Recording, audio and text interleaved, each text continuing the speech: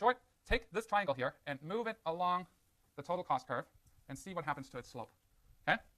Goes from being decreasing right here, and at the intercept, at the inflection point, it goes to increasing. Again, last time. It's decreasing, right? Look at the slope of the top of this triangle. Goes to increasing. So at this point here, let's call it C, marginal cost goes from from decreasing.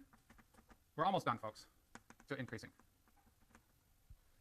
Doesn't that look messy? Yeah, midterm 2. It's going to be a good one. Are we done yet? No, all right? We're not done yet. What did you tell me earlier? I'm sorry, I've forgotten your name. Tell me your name again. Okay, what did you tell me earlier? So the marginal cost curve goes to the lowest point of the average total and the average variable cost, right? So at the lowest point of average variable cost and marginal cost are equal. And at the lowest point of average total cost, marginal cost and average total cost are equal, right? We showed that on my Excel graph, which was really nice. So why is that? What that means is at the lowest point of average variable cost, that's got to be point A, where average variable cost goes from being decreasing to being increasing. At point A, average variable cost, meaning the slope of the line from the origin to that point, is exactly equal to marginal cost. So let's do that, right? I can read marginal cost off of the total cost curve, but we also said I can read marginal cost off of the total variable cost curve since they're the same. So same, just shifted up and down. So here I'm connecting any 2 points. Do you see it? Do you see it? Right here. Right, the line from the origin here is the one that's exactly tangent to the total variable cost curve. And the marginal cost curve here is the slope of the total variable cost curve at that point. Right, since average total cost is tangent to total variable cost curve here, that means that this line here has the same slope as marginal cost at this point. That means at A, marginal cost is exactly equal to average variable cost. So the same thing at average total cost. I know this picture is crazy. It's that second craziest picture you'll see all semester in this class. I don't know what else you're taking. Okay, look at the marginal cost. And here again, right? The marginal cost is equal to, the slope of this line here is average total cost to average total cost, right? Since the line from the origin is exactly tangent to total cost here, that means its slope is equal to the slope of the total cost curve at this point. And marginal cost is defined as the slope of the total cost curve, so the two have to be the same. You want to hear the good news or the bad news? There are no bad news. The good news is you will never really ever draw this picture, all right? Which is the beautiful thing. But we're going to have to go one more step here.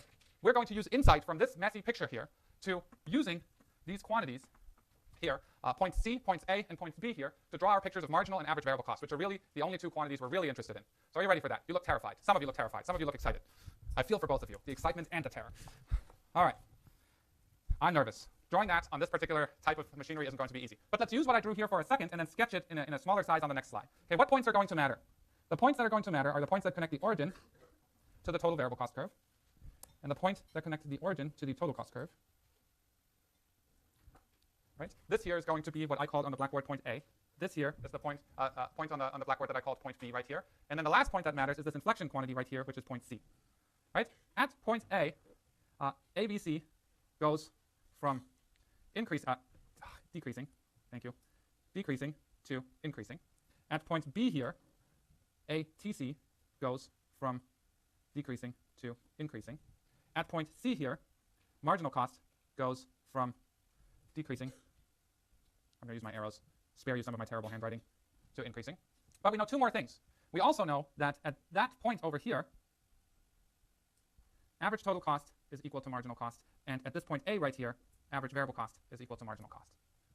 The beautiful thing about that is I only need to know 3 points. Right? I need to know the quantity of the inflection point here, which is going to be roughly 7 units. I need to know the quantity where average variable cost reaches its minimum. And I need to know the quantity where average total cost reaches its minimum. All right, so let's do this. Once I know these 3 points, I can draw everything I want to draw. Average total, average variable, and all the other good costs, marginal costs. I'm terrified. On this small of a scale, it's not going to end well. Okay, so let me start by going roughly here. This is my average, this is my total variable cost. Let me be a little bit extreme and say there's 30 units of fixed cost. So total cost looks something like this. So the 3 points I need to know, as we said earlier, are the quantity where a line from the origin is tangent to total variable cost, this point. The quantity where a line from the origin is tangent to total cost, this quantity right here, and the inflection point. Right? Just to be clear, this is point A, this is point B, this is point C. And axes always have nice little arrows at the end, so we know which direction infinity is. Okay, so once I know these 3 quantities, and ooh, burn, max, quantity, not labor, right? We're looking at costs. So let's use a fancy new color because we can. No, it won't let me. Blue. Okay, so the C quantity, thanks for not respecting my color wishes. This is the A quantity, and this here is the B quantity. Okay, what do you want to draw first? I want to draw marginal cost last, but let's go with average variable cost first. That's a cool one, ABC. All right, let's draw average variable cost first. Average variable cost is decreasing to the left of A, right? So it's decreasing to the left of A and then increasing to the right of A. So again, I didn't label the scale here because drawing this exactly to scale with units is nearly impossible. You need a spreadsheet for that. So I'm going to turn this thing a little bit so I can draw this right? So average variable cost is falling. until here, and then increasing. So this is average variable cost. Let's draw average total cost next. Average total cost is decreasing until we get to point B, and then increasing. Average total cost has to be bigger or less than average variable cost? Has to be bigger. The difference between average total cost and average variable cost is average fixed cost. Average fixed costs at low quantities are really big, at high quantities are really little. What that means is we go from decreasing until point B to increasing thereafter, and they start really far apart and then grow closer together. It's like a beautiful relationship, right? So, all right, here we go. So, yeah, this is terrible. That's actually not that bad. Okay, what you see here, this is my average total cost. They start really far together, and then they grow closer. This reaches its minimum here, and then they grow ever closer together.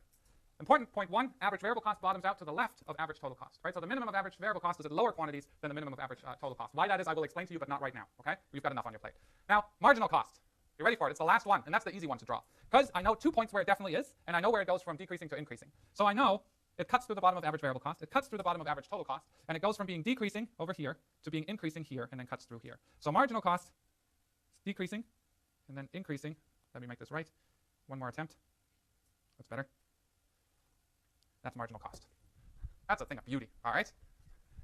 Wow, this worked much better than I feared it was going to be. So you should practice getting from here to here, but the picture that rules them all, like that ring in The Lord of the Rings, right? Excellent book, terrible movie to me. But the point here is this picture here is going to drive everything you need to know about the firm. This picture is going to allow me to say how much the firm produces, when it shuts down, and what its profits are, which is going to be really important, I would argue, right? So this top picture, the total variable cost and total variable and total cost allow me to derive these, but once I know how to draw this one, I can just start with that and start talking about firms. So when you get all cool and hip, you're an economist. Unfortunately, we can't make pocket protector jokes anymore because nobody carries pens anymore. Voice recognition, right? But when you're a card-carrying economist one day, you can draw this picture in your sleep, right? I always start with average variable cost. I sort of figure out where its minimum is. Then I draw my average total cost, make sure it bottoms to the right of where average variable cost bottoms out. So this is its lowest amount. And then marginal cost starts somewhere to the left, bottoms out to the left, then starts increasing, cuts both through the minimum, and booyah, right? That's what this curve looks like. You should know how to draw this thing in your sleep. In fact, I've once contemplated making a stamp with that picture on it. That's how often I draw that picture, all right? Maybe the most important picture for the next 3 to 4 weeks. Okay, now, Max, there's something deeply confusing to me. A, why do they make me take this class? And B, I get costs, right? But every firm's going to have capital costs, and every firm's going to have labor costs. Does this model argue that each firm has the same cost function? The answer is yes and no, all right? Every firm is going to have total costs where you add total labor costs, wage times number of units of labor used, to the total capital costs, rental rate of capital, which is the price of capital, times the number of units of capital used. Every firm has the same accounting equation. How do firms differ? They differ in their ability to convert inputs into outputs, right? Some firms are much more efficient at using labor and capital than other firms. So technology is really how we translate our ability to produce goods into the corresponding cost curves. So there are firms that produce coffee at a very low cost, and there are firms that produce coffee at a very high cost, right? If you, there's this place, Blue Bottle in the Old Mint. I went in once and wanted a cup of coffee and got a half-hour lecture that I used water that was too hot for my coffee. So that you require your baristas to have graduate degrees, for example. Different production function from the Maxwell House I'm used to. I'm joking, I'm a total coffee snob. But the point here is the production function, the technology you use to convert inputs into outputs, ultimately controls what your cost curve looks like. If you're better at converting inputs into outputs, your costs are going to be lower, right? And maybe of a different shape than if you are worse at converting inputs into outputs. So what total cost looks like is always the same, all right? Total cost is always wage times units of labor plus rental rate of capital times the amount of capital used. But how firms differ is in the way that they use inputs, convert inputs into outputs. And how we convert inputs into outputs is captured by a concept that we've talked about more than you thought you ever would, called the production function. So ultimately, what drives the shape of the cost curve is your production function. As I already told you about 10 minutes ago, cost curves are going to drive how much you produce, what ratio of inputs you're going to use, whether you're going to produce or not, and what your profits are. So ultimately, what's going to drive a firm's decision on how much to produce, whether to shut down or not, and what combination of inputs to use and how much profits it has comes down to technology.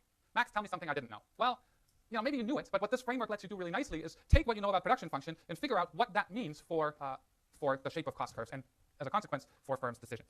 So the easiest example I can think of is a cleaning firm. All right, let's say you've got some cost of a vacuum cleaner and you're in the business of vacuuming offices. I do want to hire you. Actually, I vacuum my own office because nobody else does, but that's besides the point. So you have a cleaning firm, has a single input that is labor. The only variable costs you have are wage payments. If wage is $8 an hour, each worker has to be paid $8 per hour. All right, that's the price you face at $8 an hour.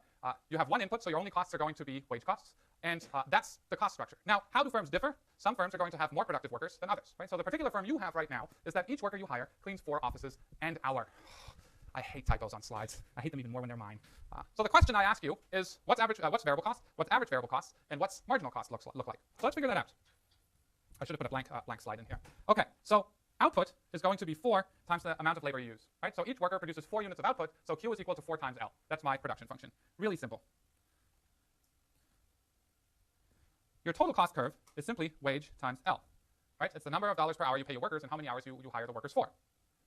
So when I graphed my total cost curve a minute ago, what was on the x-axis? I even scratched out the wrong thing and put the right thing here. Q, right? My favorite Star Trek Next Generation character. Quantity.